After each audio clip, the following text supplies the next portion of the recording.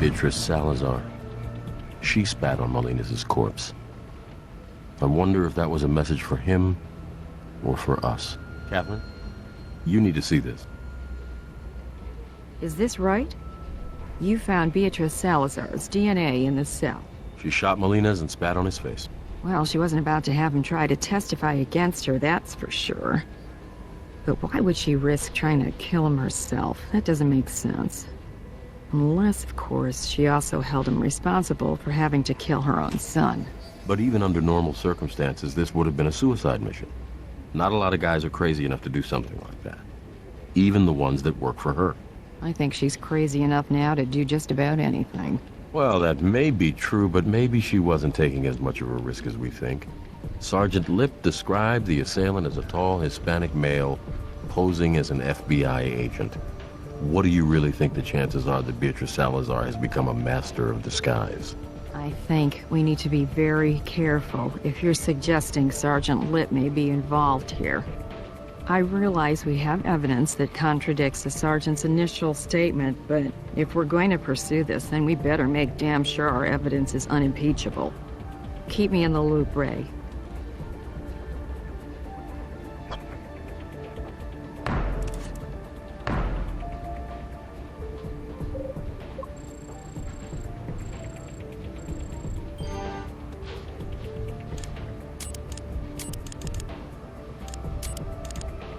It's confirmed. The gun from the crime scene is the murder weapon. Both bullets taken from the victim were fired from the same gun.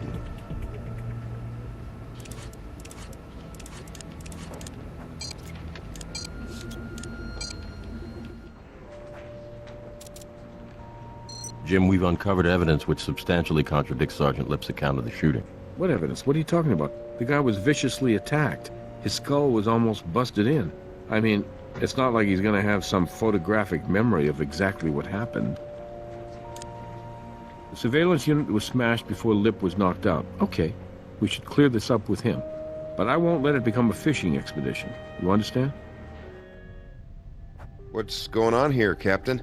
Just a few follow-up questions, Tim. We just need to document everything for the record. No, like I said, tall, Hispanic male, wearing a business suit, approached me. He showed me an FBI badge and ID. Look, do you need me to sit with a sketch artist? I can do that if it'll help. We found Beatrice Salazar's DNA on Manuel Molina's corpse. Beatrice Salazar? What are you talking about? Are you familiar with Beatrice Salazar? I'm familiar with the FBI's most wanted list. Are you sure you never saw Miss Salazar? I told you what I saw. I guess it's possible she came in after I was out cold. Tim, according to your statement, the assailant entered the jail, offered you an FBI ID, and when you turned around to process it, he struck you over the back of the head, rendering you unconscious. Is that correct? Yes, it is. It went down pretty fast. You see this little piece of plastic? It comes from that unit which records all the footage from the surveillance cameras. We found it stuck inside the slide of the gun that struck you. Problem is, we found your blood on top of it, not underneath as you'd expect, if your statement were accurate. It looks as though the DVR was struck before you were. I don't know how that could have happened. Wait, couldn't he have hit me more than once, like after I was out? If you were struck more than once, we should be able to tell from the pattern of the bruising. I don't know about that. I've had about enough of people touching my head today. Sergeant Lip, let's not make this more complicated than it needs to be. If necessary, I'll get a warrant. Damn it. Okay, do what you have to do. This won't hurt at all. My partner just needs to take a picture.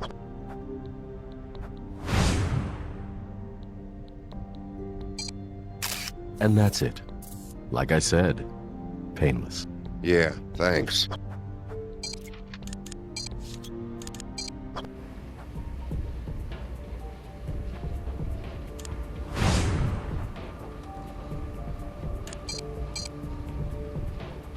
I only see evidence of a single wound. The bruising on Sergeant Lip's head is a perfect match to the shape of the murder weapon. That little divot there is right where the DVR shard was, and those ovals are consistent with the finger placement of someone holding the gun by the grip. There's something strange about the angle, though. The gun was upside down. To strike someone with a gun while you're holding it by the grip, you're either hitting with the butt, like a hammer, or with the side of the gun like you're swinging a haymaker punch or slapping someone. If Sergeant Lip was struck from behind, like he says he was, then the gun would be right side up. Sergeant Lip did this to himself.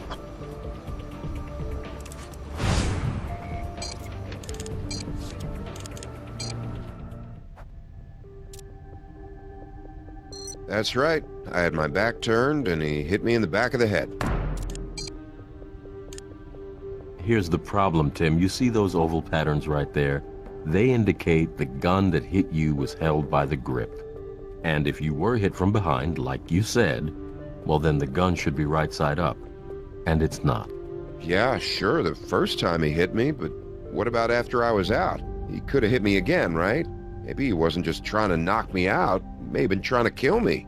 There's no physical evidence you were hit more than once, Tim. And let's say for the sake of argument, you were hit twice. Right on the exact same spot on the back of your head. It still doesn't explain why the gun was upside down. You staged your injury, didn't you, Sergeant? You're in Salazar's pocket.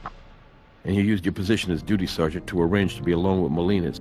Then you let Salazar in there. And let's be generous here. Let's just say she's the one who actually pulled the trigger. And then the good little soldier you are, you cleaned up after her, didn't you?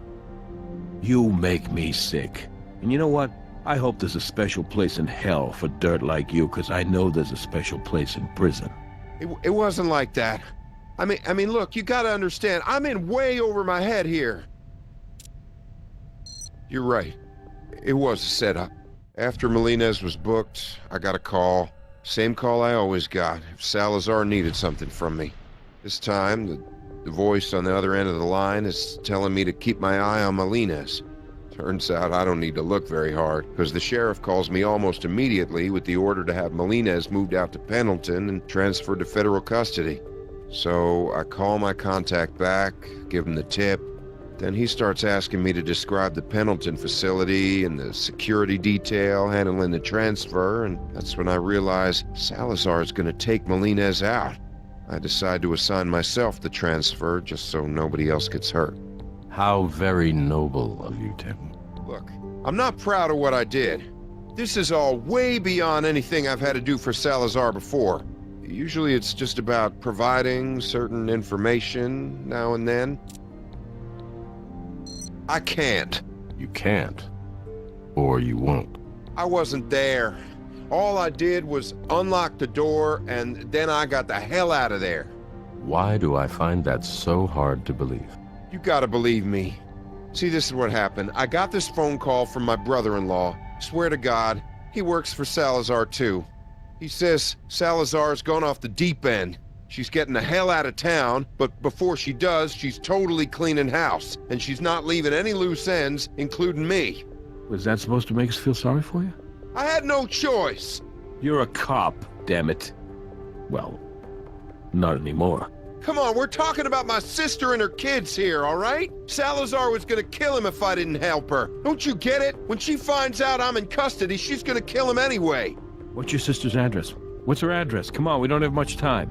I don't know where they are. That's the point. Salazar has them? No, her husband, my brother-in-law, he hid them someplace. I don't know where. I can't reach him. I haven't been able to reach him since he called to tell me Salazar was cutting bait. I think Salazar may have gotten to him. And if she did, my sister and her kids, they're dead. There's nothing more you can do. They're dead. Okay, so who's your brother-in-law? He works for the FBI. Special Agent Huntby. Gene.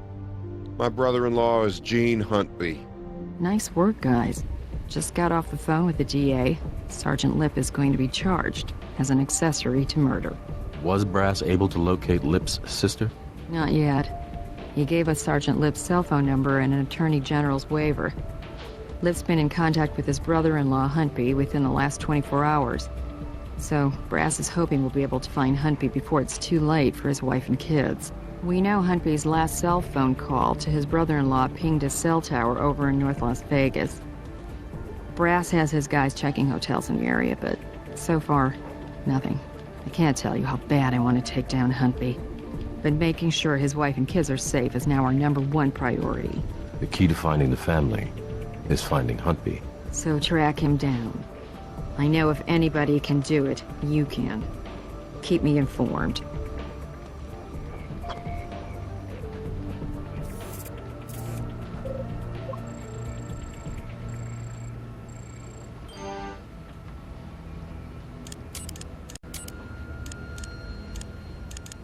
Tim, it's Gene. Call me back. I don't want you to worry. I got them to a safe place. For now, anyway. Look, I'll be honest. This is all unraveling so fast. I don't know how long I can... Waiting on some jerk to get out of the way so we can... Just hang on for one damn minute, will you?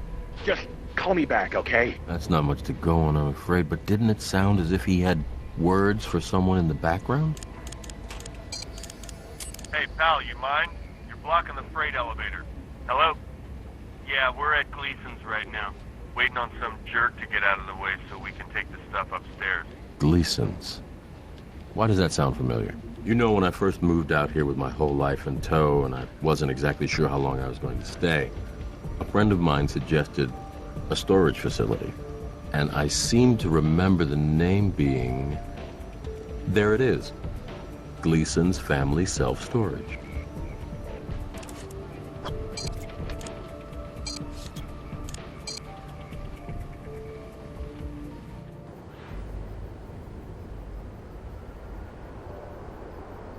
Owner said a man fitting Agent Huntby's description is using this storage locker. He's renting it under an alias.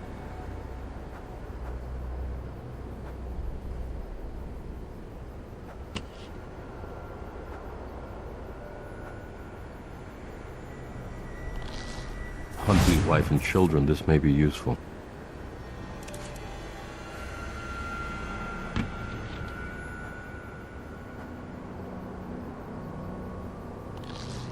Odd. Why go through so much trouble just to keep some blank papers safe?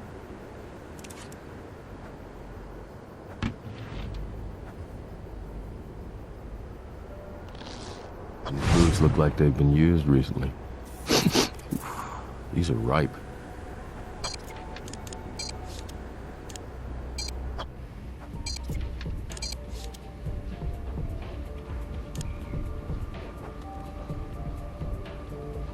Looks like we found the source of that smell.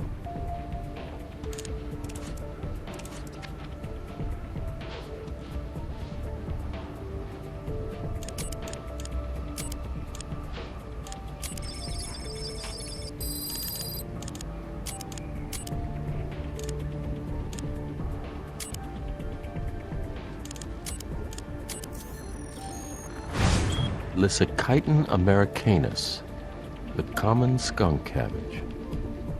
This plant isn't native to the Nevada desert. Huntby must have traveled somewhere outside of Vegas to have stepped on it, and that trip couldn't have been too long ago.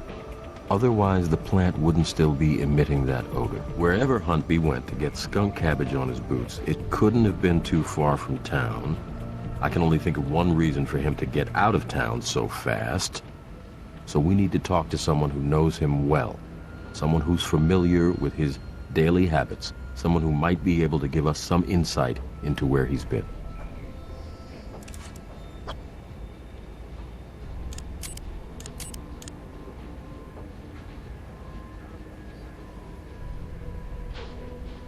If we apply a little bit of heat to this type of invisible ink, then whatever's written in the lemon juice will become visible.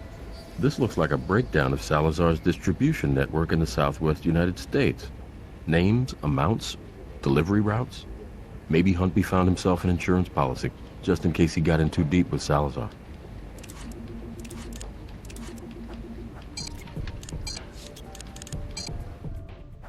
You guys find my sister? Is she alive? Skunk cabbage? It's a plant not native to the desert. It's found in rainforests and swamplands.